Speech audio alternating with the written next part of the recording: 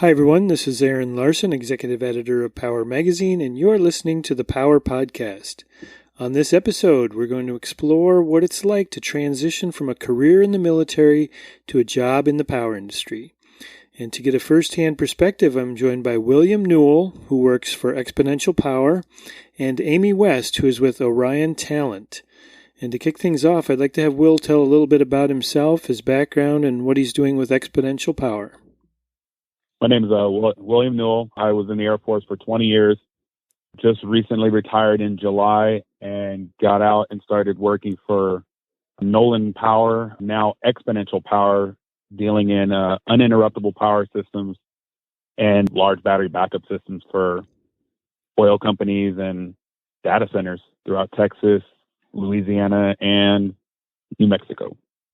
Thanks, Will. It's good to have you on the podcast. And Amy, can you give a little background for listeners as well? My name is Amy West. I'm a former Navy gas turbine electrician. I served on active duty for 5 years. And then as I was getting out, I saw a technical recruiter job opportunity, applied for it, and I've been a tech recruiter at Orion Talent since I came here in 2018. Will, from what I understand, you used Orion to get your job when you left the military. So how did that go for you? I really enjoyed the whole Orion experience. I've actually been recommending them to a few of my friends just because of how easy it was. Well, tell me a little bit about that. How did you find Orion? What was that experience like, knowing that you were getting out of the Air Force and that you were going to be needing a job? And how did you get connected with them? So I was in the Air Force. I was extremely nervous. I had a great support system of friends and family who all assured me that there's jobs out there. I'll have no problems. I hold multiple degrees. I'm desired by the industry, and they were just using that as a blanket statement. And I was like, that's great. I've been in the military 20 years. I don't know how I feel about this. I'm nervous. So my brother-in-law, he was in the Army and did vehicle maintenance, and he had gone to a job fair where Orion was at, and he said he was in a room full of just basically all officers, and they still treated him like really well, and he thought he might be out of place because, you know, he was the only enlisted person there, and he said, you know, he was able to work with them and find a job that he ended up really liking, and he's still with that company today, and he's actually been promoted up since. So he said he had a good time with good experience with Orion. And I was like, well, I don't have another avenue that I have that warm, fuzzy feeling about. So I'm going to go ahead and give him a call. And man, as soon as I did, it was good. It was a good feeling. So I was very fortunate and happy to have that referral and them throughout that process.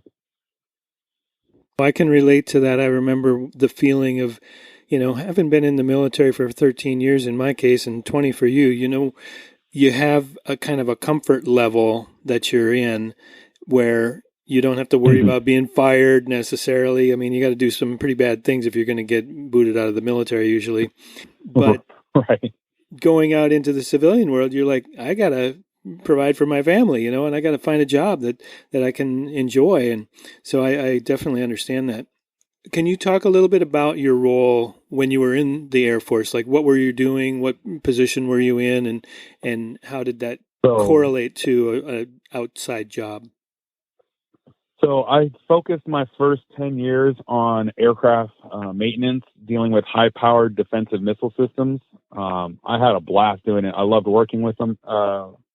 Just being around a lot of just large equipment. I felt like I was always doing something important. It got to the point that after working on them, I wanted to be the person who influenced those systems and the changes that they could, have. So I switched over into a research and development position the last 10 years of my career.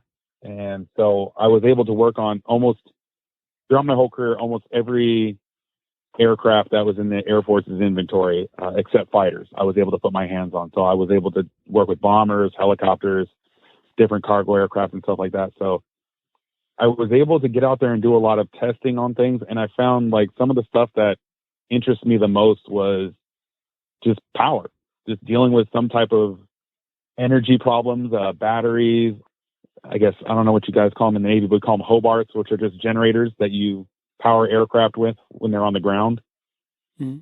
So one of my biggest tests that I was in charge of towards the end of my military career was a new generator that the Air Force wanted to buy. And we basically had to go around to every single aircraft in the inventory and basically test to see if this generator can support the aircraft under its heaviest load. And I was like, this is crazy. Like, we get to go press all these buttons and basically try to make this thing fail. Like, okay, cool. So, yeah, we did that. And man, I personally had fun, and I've never felt like a bigger nerd before in my life. So after doing that, that's when I started my degree in project management and basically working my way towards something along that line. So you ended up, I guess, going to night school, or how were you working in the degree program, and what did you end up with for your degree? I ended up doing some night school. My job was nice enough to allow me time to work when I could at work, and in my off-duty time, give me the time that I need. I ended up with an associate's in avionics technology, a bachelor's in project management, and a level 2 certification in life cycle logistics from the Defense Acquisition University. Based on your background in the Air Force and working on planes, it seems kind of unusual that you got into the power industry. Although, as you said, that's what kind of interested you in the later parts of your Air Force career. So were you specifically targeting a job in power, or was that simply what Orion presented to you based on what they had available? So in my head, I had never made the correlation to the job that I'm currently working. I didn't know that data centers, power plants, and everyone had these large battery backup systems that, required constant maintenance and such heavy support that there is a need for a technician like myself to come service them all the time. My brother-in-law did tell me that because he started in the power industry, and he's like, hey man, I'm telling you, you don't understand how all your skills translate until you really start thinking about it. He's like, just this power industry alone, he's like, you're useful on so many different levels, from a project manager to working on electrical systems. He's like, you could be an operator. And I'm like, I have never even heard of these things. I was like, let me start looking into them. And so when I started looking into these things, I noticed UPS technician kept popping up on a lot of Orion's searches. And I was like, what's a UPS tech? I need to know more about this. And then it just started, like I said, a lot of things started coming together, and I was like, well, I've done stuff like this. I've worked with very high power systems. I've worked with things that required, to be tested under load and all this and whatnot. So it slowly started coming together, but right off the bat, it's not something that I even knew was out there. Amy, from your perspective, how do you choose what jobs to put in front of different candidates? Ooh, that's a complex process. We usually start when a new candidate comes into our system with an initial screening call. So we get to know the candidate. We learn about what they did in the military, how they're looking to leverage those skills in the private sector. And then from there, we try to make suggestions and present opportunities based on a combination of skill set and interest. And we use a lot of different techniques to narrow it down, but that's the general idea. We try to provide people with a more curated approach to job searching than just throwing out random applications. And we try to also coach people on how their skill sets are going to translate to the civilian world. Like what William is describing, the anxiety that you feel when you get out, that's a real thing. So we try to be there to make the process a little bit easier. Mm-hmm. And I was actually very grateful for that process, because in my head, as a aircraft mechanic and only doing project management stuff for aircraft, I was like, only aircraft people are ever going to want me. I was like, there's no way I can I can adjust over. And that's when I had, I believe my counselor at the time was Doug Bell. And he was like, no, he's like, the options are everywhere. He's like, let's go through what you like and what you don't like and things that sound fun. And, that you can wrap your head around, and started whittling them down. And after that, he started sending me jobs here and there. Like, what do you think of this one? Well, what do you think of that? What do you like and what don't you like? And it like helped us like really get down to what can really be a viable option for me. Unfortunately, I hear that from a lot of aviation technicians. I think that's one of the skill sets that the Navy doesn't do as great of a job of teaching how to translate to the civilian world, because like you learned working with Doug, there's endless possibilities. You just have to know where to look. Mm-hmm. Obviously, Will, I know you worked with Orion, but I'd kind of like to understand what the military is doing on their end, because I know when I got out, there was kind of a process that you go through. I mean, the military, the Navy at least, did provide some training on how to look for a job, how to write your resume, how to do these different things when you get out. Do they still have those types of programs, and are they useful? Were you doing those in conjunction with Orion, or how did it work for you? So currently the Air Force does have programs and things that you can go through. I had a hiccup that mine was basically taken during the time of COVID. So it impacted how I was able to get a lot of the information, and I wasn't able to basically leverage a lot of the useful stuff that you would normally get from that classroom environment, because instead of going to a class where everyone, about 20 people retiring at a time, would talk about, their different options and what are their concerns, I was basically given a PowerPoint and said, all right, we'll go over these, and if you have any questions, let us know. And obviously, as somebody who's getting out, I don't know what I don't know. So it was a little bit of a struggle, but luckily, the military being a tight-knit family, I was still able to just lean back on a few people who had gotten out. And I did find out that if those who did go through that program, when it was a classroom setting, they said it was extremely helpful. I had a hard time with it being just an emailed PowerPoint that you're supposed to go through yourself.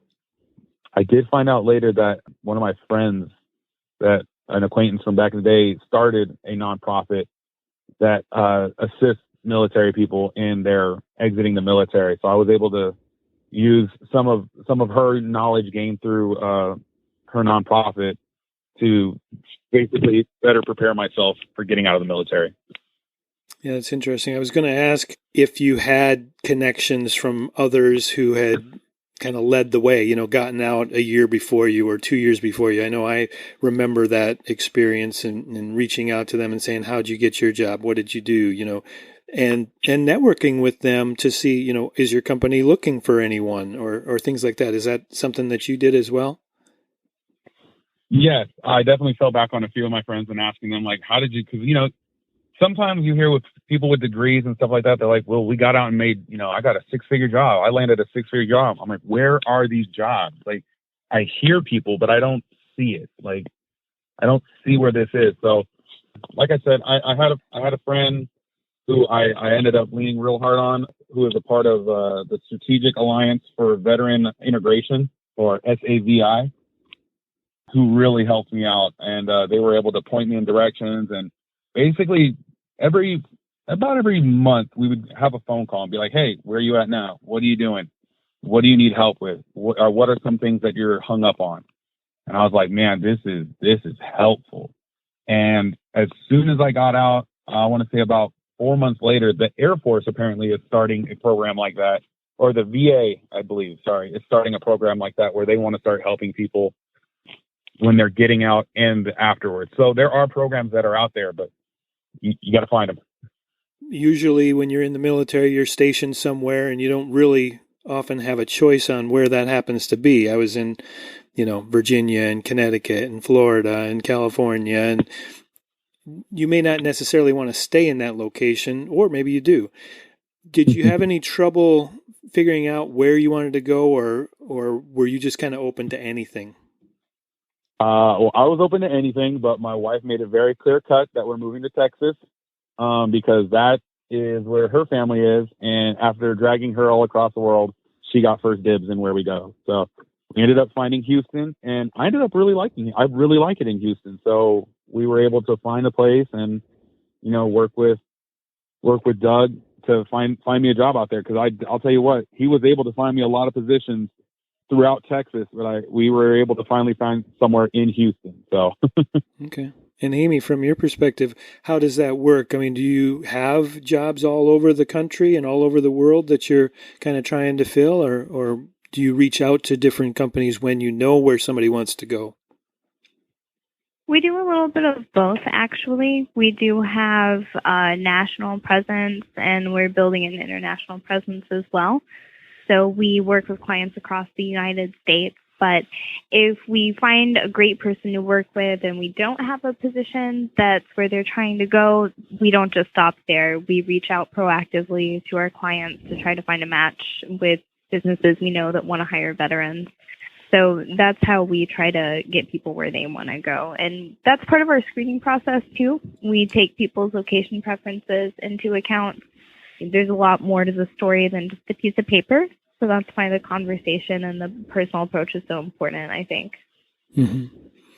And I could definitely vouch for that myself. Like I said, I had a couple folks from around Texas that called on your guys' behalf, asking me about jobs that, if it was up to me, I would have, taken them up on some of them, because like they were great offers for companies that I would have loved to work for. But when it boiled down to it, I needed to be in Houston. So I was very grateful that they were even presenting me with those offers, because it still made me feel like I was a desirable candidate, which meant a lot to me. Yeah, that's got to boost your confidence too, knowing that other companies are out there that would hire you if you were willing to take the job. I'm sure that makes a difference too. Exactly. And that kind of reinforced that feeling that I had when I was getting out about being nervous. It helped, not reinforced, but it helped, subside that. Like, I was a lot happier knowing that there are options, that I'm not just going to be, working on aircraft the rest of my life, which I wasn't against, but I wasn't very excited to just continue doing that. I wanted to try something different. Mm-hmm. Do you have any other tips or any other advice for people who might be in your situation, getting out of the military, scared, don't know what they're going to do? I guess you've mentioned a lot of them, work with Orion and find the career that fits your desires, but anything else you can think of? I would definitely say that the programs like Orion and SAVI are extremely important, but also relying on your friends and family, the folks who might have done it before you. Like, they're willing to help. They really are. And you have to get over that feeling that you're bothering somebody when you ask them these questions, because I know a lot of people in the military just want to, get the job done and get it done right and, not hassle anybody. But sometimes you need to reach out. You need help. And I had to get over that hump myself, because that's how I ended up finding Orion and SAVI is, finally starting to reach out and understand that people are there to help. And from your managers and people above you that you're working with now, what sort of feedback have they given you about your skills and about your training and how it's translated into this new position? They really like working with me, or having me work for them, because apparently I'm a lot more hard charging than I thought I was. They like the military drive. I guess it's just that drive that you get when you're in the military to get things done. But in the civilian world, I do notice that there is a lot bigger focus on safety. So I think that's pretty cool. So a lot of these big power plants and, even the small ones tucked away are very, very focused on safety. So it's kind of cool to see that, but also just having that support from the managers. Like, hey, if you see a problem, like, just say it. Make it noticed, make it known, and we will get it fixed. So it's a really cool feeling knowing that your management has your back, and that I like working for them and they like having me work. So I know, even like just even an example of today, I have a job that somebody else in the company was lined up to do, and they have them scheduled for 2 days, and I'm almost done. So I was in 1 day. So I was like, all right. Called my boss. I was like, hey, boss, I'm going to need another job for tomorrow. He's like, what? Like, yeah, I'm going to finish this today. That real go-getting attitude that I got in the military has paid off in numbers. Amy, have you got any other things that you wanted to talk about or mention from your perspective? I would just like to know, Will, what's your favorite thing about being in the power gen industry? What do you love about your job? My particular job is I get to travel. So it's almost like a little sliver of the military. So instead of being gone for 4 months or, 6 months deployment, I basically get to travel all over Texas for a few days here, a few days there, and just see all these different power plants and all these different setups. It's like I said before, I didn't realize how many different jobs are out there and are available. And I've already been scouted by a couple power companies and data centers. They're like, man, you're a pretty hard worker, blah, blah, blah. Have you ever thought about working here? And I'm like, oh, yeah, I'm actually very happy where I'm at, but I appreciate it. That's actually really cool. So once again, the opportunities are everywhere. That's great to hear. Also, I just want to throw it out there. Can I say that what y'all do is super important, and it was really helpful. And I'm very grateful that in my instance, I had folks like Doug to basically set me up, because even the interview prep, once I did get a job offer, or somewhere like that, next step was to basically do a mock interview and help me better understand what, folks might be looking for and how I can better respond to questions, was a game changer. It was so nice, because by the time I was done with that pre deal, I went into my interview and killed it. So thank you so much. Oh, that's awesome. Hey, Amy, I have Awesome. one more question for you, actually, and that is, when employers are coming to you, what sort of skills do they what are they looking for from their veterans and from candidates? I mean, what do they find the most attractive about vets? Well, I'm a tech recruiter, so the obvious answer is technical skills, which I don't know if you've heard or not, but the blue collar arts are kind of dying out a little bit. You don't see people going to trade schools like you used to. There's just not a lot of desire that I see in the civilian workforce to go into the trades.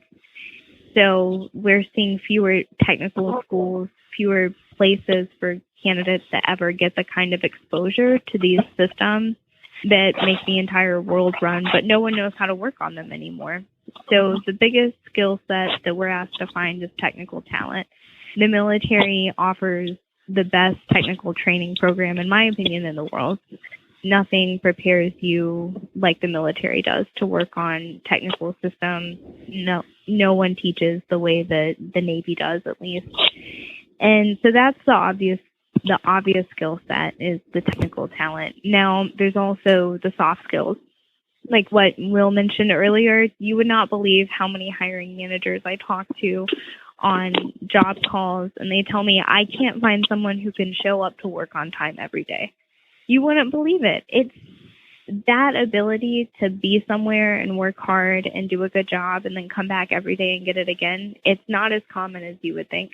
And that's the number 2 thing that I'm asked to find. People who know how to work hard and show up and be consistent and be a good teammate.